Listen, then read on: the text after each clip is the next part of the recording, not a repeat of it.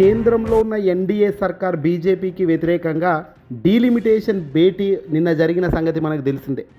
All party meeting అంటూ ఏకంగా DMK అధినేత ముఖ్యమంత్రి ఎంకే స్టాలిన్ నేతృత్వంలో జరిగిన భేటీలో ముఖ్యమంత్రులు, మంత్రులు, ఎమ్మెల్యేలు, ఎంపీలు హాజరయ్యారు ఇతర రాష్ట్రాల నుంచి. ఇక రెండు తెలుగు రాష్ట్రాల్లో సైతం ఇది ఒక హాట్ టాపిక్గా మారింది. తమిళనాడు వేదికగా జరిగిన ఈ ప్రక్రియలో కీలక అంశం చోటు చేసుకుంది. ఆంధ్రప్రదేశ్లో కూటమి అధికారంలో ఉంది. టీడీపీ, జనసేన, బీజేపీ మూడు పార్టీలు కలిసి ఏకంగా కూటమిగా ఏర్పడి అడుగులు ముందుకేసినాయి. ఈ సంగతి తెలిసిందే అందరికీ. అయితే కాంగ్రెస్ పార్టీకి సంబంధించి ఎంకే స్టాలిన్ నిర్వహిస్తున్న ఈ భేటీలో పార్టీలకు అతీతంగానే అందరూ కూడా హాజరయ్యారు.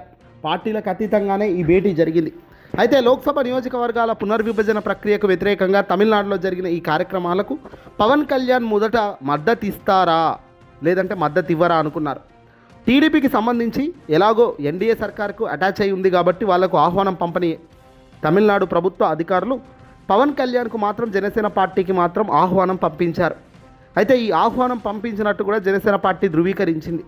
అయితే ముందుగా పవన్ కళ్యాణ్ అక్కడికి వెళ్తారా అంటే ఖచ్చితంగా వెళ్ళరు. ఎందుకంటే బీజేపీకి సంబంధించిన వాళ్ళతో జతగట్టి ఉన్నారు కాబట్టి వీళ్ళు వ్యతిరేక కార్యక్రమాలకు ఎందుకు వెళ్తారా అనుకున్నారు.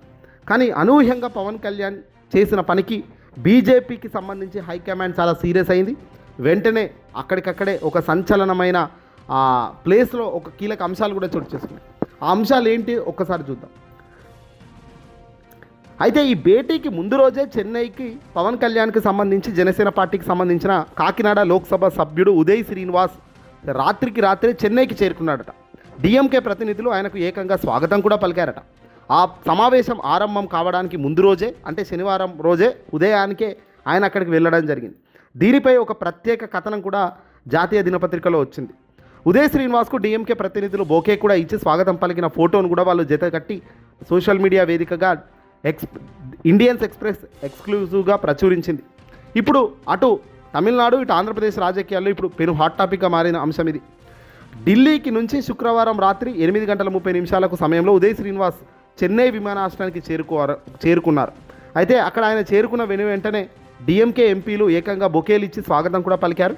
బస ఏర్పాట్లు చేసి ఐటీసీ గ్రాండ్ హోటల్కు ఆయన్ను తీసుకెళ్లారు. జనసేన ప్రతినిధిగా ఉదయ్ శ్రీనివాస్ హాజరు కావబోతున్నారు అనే సమాచారం అందుకుంది కేంద్ర ప్రభుత్వం, బీజేపీ సర్కార్. వెంటనే ఏకంగా పవన్ కళ్యాణ్కు ఆదేశాలు, హుకుం జారీ చేశారు బీజేపీ అధిష్టానం. వాస్తవ పరిస్థితి మాత్రం దీనికి భిన్నంగా ఉంది. డీలిమిటేషన్ సమావేశం ఏర్పాటైన వేళ ఉదయ్ శ్రీనివాస్ చెన్నైలో ఉండటం, బీజేపీ అధిష్టానం కంట్లో పడడం, అక్కడికక్కడే వెంటనే జనసేన పార్టీకి సంబంధించిన అగ్రనాయకత్వం హుకుం జారీ చేసి ఆయన్ను రివర్సు మళ్ళీ పిలిపించుకోవడం ఇవన్నీ జరిగాయి.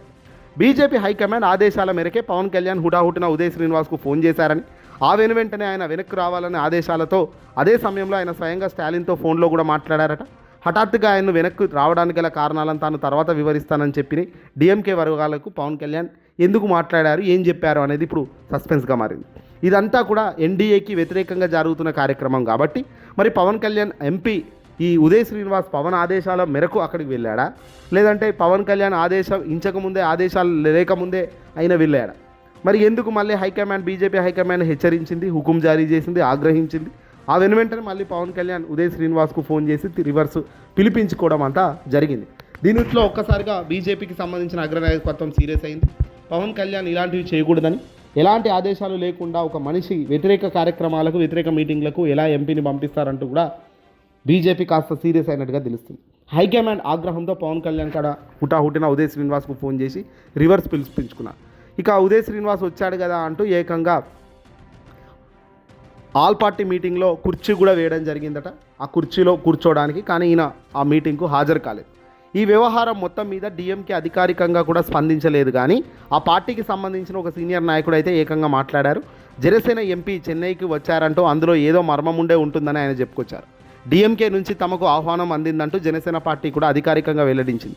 కూటములు వేరు కావడం వల్ల తాము దూరంగా ఉన్నామని వాళ్ళు చెప్పడం జరిగింది.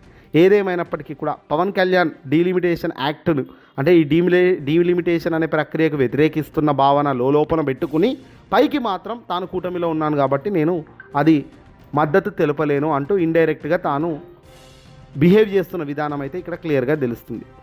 ఏదేమైనప్పటికీ ఒకవైపు ఉన్నప్పటికీ ప్రజలకు అన్యాయం జరుగుతుందంటే ఏ రాజకీయ నాయకుడైనా ప్రజల వైపు ఉండాలి. అది రాజకీయ నాయకుడికి ఉండే లక్షణం. కానీ నేను ఉన్న వైపే నిలబడతాను, ఉన్న వైపే చూస్తాను, రాజకీయంగా ఎలాంటి అడుగులు వేయలేను, నేను ఉన్న వాళ్ళ వైపే చూస్తాను, మా వాళ్ళే జయగొట్టుకుంటానంటే మాత్రం కష్టం. ఇది పవన్ చేస్తున్న తప్పిదం.